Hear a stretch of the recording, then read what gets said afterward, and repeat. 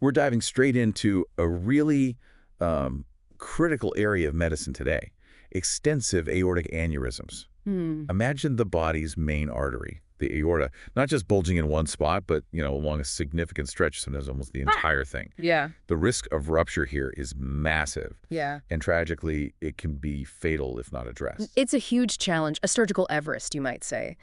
These widespread aneurysms, they demand incredibly complex strategies because tackling the whole aorta at once is often just, well, it's too much. Exactly. So for this deep dive, we're looking at a landmark paper. It's called Repair of Extensive Aortic Aneurysms, a single-center experience using the elephant trunk technique over 20 years. Estrad and colleagues, yes. Annals of Surgery 2014, a really important one. It is. It gives this unparalleled long-term view from one specific center and how they've handled this challenge using a particular surgical method. Right. Our goal today is really to get under the skin of this elephant trunk technique and understand what 2 decades of experience tell us about how well it works and, the hurdles involved. And that's crucial, isn't it? Understanding the effectiveness, the limitations, especially now with newer techniques always popping up. Definitely. So let's start with the name itself, the elephant trunk technique.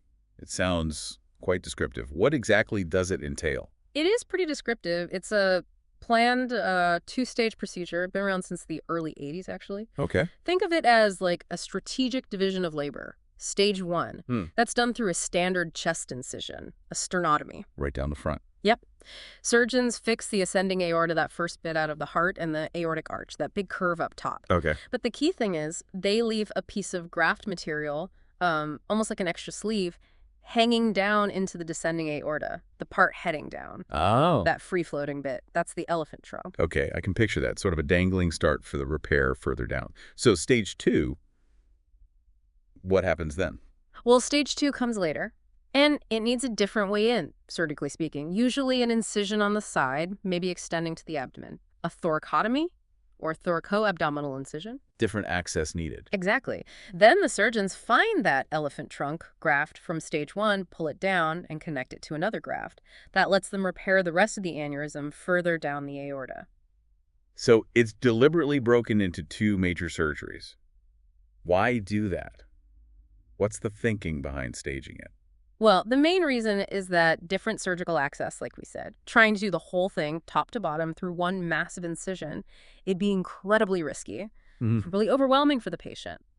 So by staging it, you give the patient a chance to recover from that first big operation before they face the second one. Makes sense. The hope is to lessen the overall physiological hit, reduce complications. But listening to that, the risk between the stages really jumps out at me. You're leaving a diseased part of the aorta just sitting there for a while. That's the flip side. You're absolutely right. That's the critical trade-off. Yeah. Particularly if someone has a really large aneurysm already, or maybe a condition like Marfan syndrome. Right, connective tissue disorders. Exactly. The worry is that that untreated bit could actually rupture in the time between the 2 operations. It's a real concern. Okay, so this paper, it covers a long period, 1991 to 2013. What kind of numbers are we talking about? How many patients did they treat this way? They did a lot of aortic surgery in that time, over 3,000 repairs total. Wow. Within that, they used the elephant trunk technique in 503 operations on 348 patients with these really extensive aneurysms. So 348 people, and what were they like generally? Average age was around 62. About 45% were women. And importantly, of those 348, 288 had the first stage ET procedure. Okay. But only 157 actually went on to complete the second stage. Less than half completed it. That's interesting in itself. What about the immediate outcomes, mortality rates? Yeah, they looked at early mortality, usually within 30 days. After stage 1, the rate was 9.1%. That was 29 deaths out of 317 first-stage operations. They counted for that metric. Okay, about 1 in 11. And after stage 2? Interestingly, exactly the same rate. 9.1% early mortality after the second completion stage. That worked out to 17 deaths from 186 second-stage operations. Wow. It's a serious risk with both major surgeries. Absolutely. It really underscores just how major these procedures are. What about other big complications? Stroke is always a worry with aortic surgery, especially the arch. Definitely. Neurological issues are a major concern. The study reported a stroke rate of 3.4% after stage 1. That's 10 patients out of 297 they looked at for that. Okay. And after the second stage, they saw an immediate neurologic deficit, so problems right after surgery in 2.9% of patients. 6 out of 206. So seeing it through, completing both stages, seems absolutely critical. What did the paper show about the patients who didn't get the second stage? You said only 157 out of 288 completed it. Yeah, this is a really key point they make. Among those 131 patients who had stage 1 but didn't get stage 2 within that sort of 30 to 45-day time frame, the mortality rate was really high, 17.8%. Yeah. It really highlights the poor outlook if you can't complete the whole planned treatment.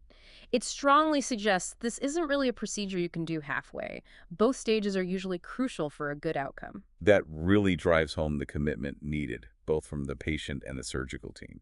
Now, you mentioned something called prophylactic use of the elephant trunk. What's that about? Right, this was interesting. In over half their stage 1 procedures, 57%, they didn't put the elephant trunk in because the descending aorta was already huge. Okay. Instead, they put it in prophylactically, meaning the descending aorta wasn't big enough yet to need immediate repair, but it looked like it was at risk of enlarging later. Ah, so planning ahead. Exactly. Sort of getting the hard part, the upper aorta and arch, done first, and leaving the trunk ready for a planned but maybe not immediately urgent second stage down the line. So how do those prophylactic patients do long-term? Well, that's the interesting part. Their long-term survival, 75% at 5 years, was actually pretty similar to the patients who had the full 2-stage repair because their aneurysms were already large. Really? Yeah. It suggests that maybe this proactive approach in the right patients could offer significant long-term benefits, sort of heading off trouble at the pass. That's valuable insight. Did the paper compare how these elephant trunk results stacked up against, say, their standard repairs for aneurysms that weren't quite so extensive? They did, and they found that the outcomes they got with the ET technique were pretty comparable to the results they saw with more conventional surgeries for less extensive disease in their overall patient group. Okay. Which kind of suggests that the ET technique, while definitely complex, could achieve similar success rates when used appropriately. We talked about the risk between stages, the interval.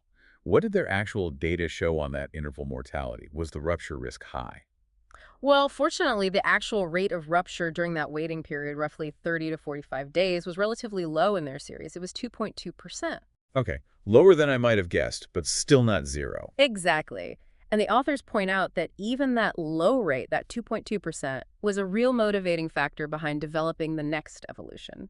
The frozen elephant trunk technique. Ah, yes, the frozen elephant trunk. That's the newer approach.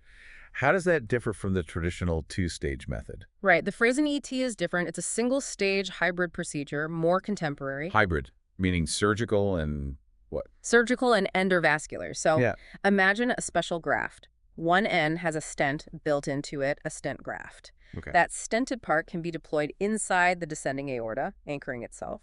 Attached to that is a regular surgical graft, polyester, like they normally use. I see. So in one operation, the surgeon deploys the stent graft down into the descending aorta and then uses the attached polyester graft to replace the ascending aorta and the arch, just like in a standard open repair. So you address more of the aorta in one go. That's the idea.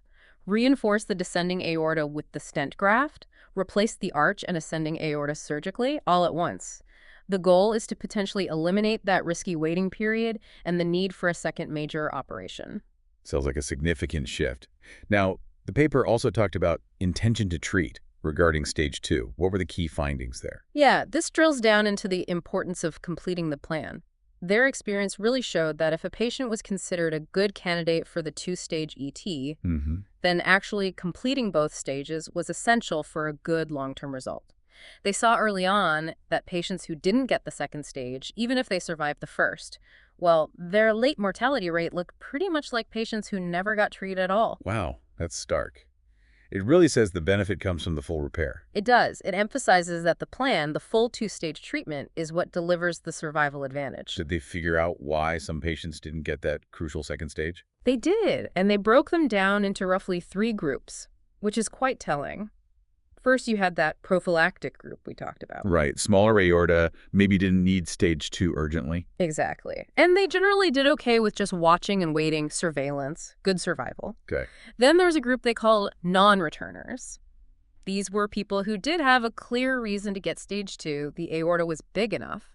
But for whatever reason, they just didn't come back for the surgery, refused it, or other factors. And their outcomes? Much poorer. Their 5-year survival was only 43%, significantly lower. And the third group? The third group they termed too frail. These were patients who survived stage 1, but were then judged too weak, too sick to handle the second operation. Oh, dear. Yeah. And tragically, none of those patients survived beyond 2 years. That's sobering. It really makes you question if the first stage was even the right call for them in the first place. Precisely. It suggests maybe the initial assessment or the procedure itself wasn't the best fit for that very frail group. Really important lessons there about patient selection. Absolutely. So looking back on all this, 2 decades of work with the elephant trunk, what were the main conclusions from the researchers? They concluded that this traditional two-stage elephant trunk technique, it really serves as a vital benchmark, something to measure newer techniques against, especially less invasive endovascular ones. The standard to compare to. Exactly. And they also stressed that it's still a really important rational surgical option for patients who maybe aren't good candidates for those endovascular approaches. For whatever reason, it's still in the toolbox. And did they comment on where things are heading, the future? They did. They definitely acknowledged the rise of the frozen elephant trunk, those commercially made devices becoming more available. Right. And they suggested the future is likely moving more towards that hybrid, single-stage approach. It might well replace the traditional two-stage ET in many cases. Makes sense, given the potential advantages. But they also pointed out, at least when they wrote the paper, that purely endovascular options using stents alone for the ascending aorta and the arch were still pretty limited, certainly in the U.S. Okay. So surgery, whether traditional ET or frozen ET, remains key for that upper part. Yes. Underscoring that we still need these complex surgical solutions, and we need to keep refining how we use them best. The work isn't done. This has been a really fascinating deep dive. It's just so clear that managing these extensive aortic aneurysms is incredibly high-stakes, complex work. It really is. And this long-term look at the elephant trunk technique has provided such critical insights. Absolutely. It's not just about the surgical technique itself, is it? This paper highlights how crucial patient selection is and the commitment needed from everyone involved to see the treatment through when that two-stage path is chosen. Yeah. Tracking outcomes like this over 20 years, it's just invaluable for the field, a real contribution. And it's just remarkable to track the evolution, isn't it? Seeing how challenges like that interval mortality risk directly spurred innovation towards these hybrid techniques, like the frozen elephant trunk. It is. That constant drive to improve outcomes, reduce the burden of these massive open surgeries. Really makes you think, though, looking ahead, as these newer techniques, like the frozen ET, become more common. What new challenges might pop up? What hurdles will we face next in treating these really complex aortic problems? And how do we keep learning and adapting to give these patients the best shot? That's the million-dollar question, isn't it? Constant evolution, constant learning.